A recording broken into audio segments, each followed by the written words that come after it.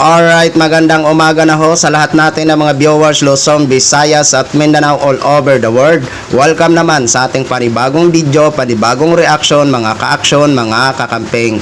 Una sa lahat, pagpasensyahan nyo na po, medyo maingay ang audio natin. Gawa ng umuulan ho dito sa lugar namin. Salamat naman at umuulan na dito sa lugar namin. Medyo malamig na ho ang panahon.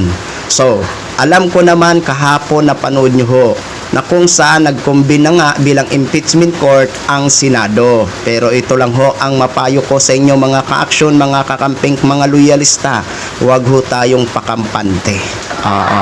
Hanggat si Alan Peter Cayetano ang Senate President, huwag ho tayong pakampante. Dahil aminin man o sa hindi ni Cayetano, sa ating obserbasyon, sa ating pananaw, siya ay maka-Duterte. Kaya payo ko ho sa inyo, huwag tayong pakampante. Patuloy tayo na magmamasid o magbabantay dyan sa ginagawa nila sa loob ng Senado.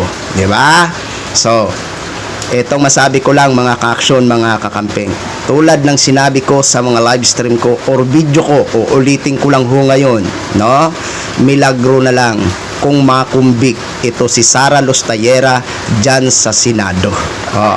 Alam naman ho natin, ang majority ngayon ay nasa 13 ho sila. Pero ang minority, kung hindi ako nagkakamali, nasa 11 yata. Correct me if I'm wrong. Kasi ang dalawa na nag-abstain noong nagkaroon ng pagbabago sa liderato ng Senado, ang dalawa na nag-abstain, si JB Ejercito at saka si Mig Zubiri, ay tuluyan na nga ho na umanib sa minority. Maraming salamat naman sa napakagandang desisyon nyo. So ngayon mga ka-action, may gusto lang ho ako na i-share ho sa inyo. Ito po ay throwback na ha. Throwback. Klaruhin natin ha. Throwback na. Gusto ko lang ho na i-share ko sa inyo dahil alam ko na gusto nyo rin ho ito mapanood ang throwback noon. So noon, hindi pala ito makaporma si Alan Peter Cayetano kay Trillanes. Noong mga panahon nila Trillanes at ni Atty. Leila de Lima, kasi may napanood ho ako na video na kung saan nagsasalita ho ito si Atty. Leila de Lima o Representative Atty. Leila de Lima, nagsasalita ho ito, ipanay naman interrupt nito ni Cayetano. So ang ginawa ngayon ni Sintre, abay pinatayan ho siya ng mic. Kitang-kita nyo ho sa video. Diba? Matindi talaga ito si Sintre. Tapos yung pangalawang video na ipapanood ko ho sa inyo, na kung saan si Cayetano naman ang nagsasalita, abay nag-motion to suspend ito si Trillanes, at dito nang tila hindi matanggap ni Cayetano.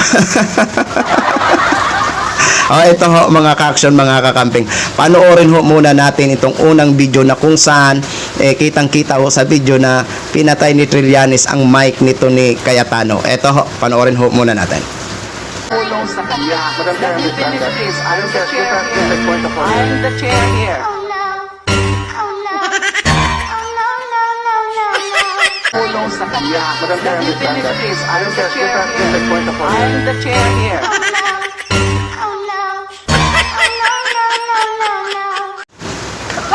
Grabe ka naman, Sintre.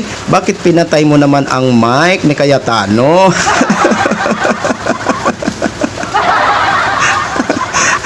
Ang pait naman. Nagsasalita ka pa nga, pinatayan ka ng kasama mo ng mic. Hindi pala nakakapurma ito si Cayetano kay Trillanes noon eh. Naku, kung nanalo pa sana si Trillanes noong 2022 sa pagkasenador, ay napakasaya ho talaga ninyo dyan. Ito ho mga ka-action, mga kakamping, panoorin ho natin itong pangalawang video na kung saan nagsasalita ho ito si Cayetano. Siguro ito si Trillanes nayayamot sa mga sinasabi ni Cayetano, kaya nag-motion to suspend. Ito ho mga ka-action, panoorin ho muna natin. Sige, ito po po, man. Sige, ito po po, man. Anong formal yung pinagsasabi mo? Out of order Madam Chair, before that, because he is a I, non-member of the committee. Madam Chair, I am answering the inquiry I so of move. my colleague. I move to So, suspend. before that, Madam Chair, may I answer first? Unless you are censoring me here, kung MTRCB na kayo ngayon, okay lang. Just 2 minutes suspension, just to clear the air, just to... No need to suspend, Madam Chair. I can answer the... Go ahead, please. Okay, Madam Chair, my honorable colleague to my right Madam Chair, is much mistaken. May I please... the Madam Chair, I motion have is- there is no is motion a yet privilege. because I am speaking, I Senator made the, Trillanes. You motion made, to suspend. you have a premise that is wrong So, as usual. So I can answer 2 that minutes premise, suspension. Madam Chair. Hindi kita puporma yan. Hindi kita puporma yan. Anong forma yung pinagsasabi mo? Ikaw hindi pumorma dito. Mali. Sasabihan niya ako na hindi ako papaporma. Tumasan sa malayo. Ganito na ba tayo? Pasuha na tayo. Hindi ba ba? Sabihan mo ako. Sabihan mo ako, hindi mo ako papaporma dito.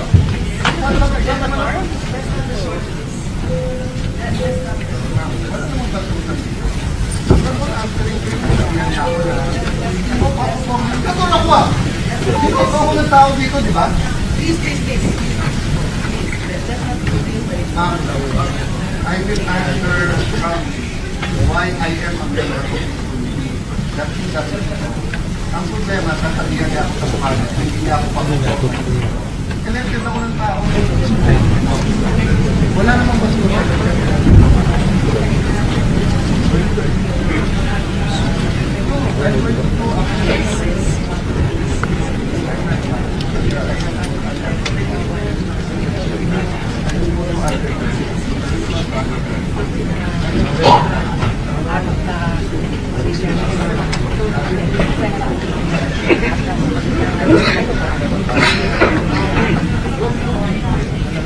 Pare, 1:45 ako nagsimula. Tayong dalawa, kay tatlong oras tayong dalawa eh. So, bibigyan ng tayo ng... Timekeeper ka naman. Madam Chair, very respectfully, it's a different matter, Madam Chair. Go ahead, go ahead. Madam Chair, it's a different matter. Madam Chair, may I just sit here and listen to you without being intimidated?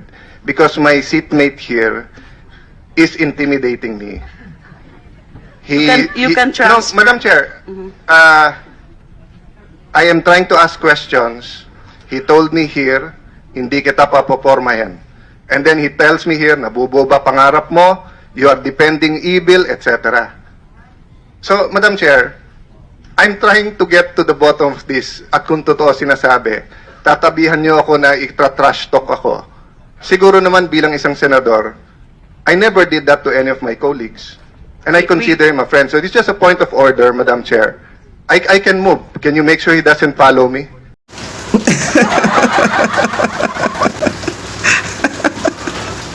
Naku, kung naging senador lang ulit ito si si Trillanes, napakasaya hindi talaga kayo uobra dyan sa Senado.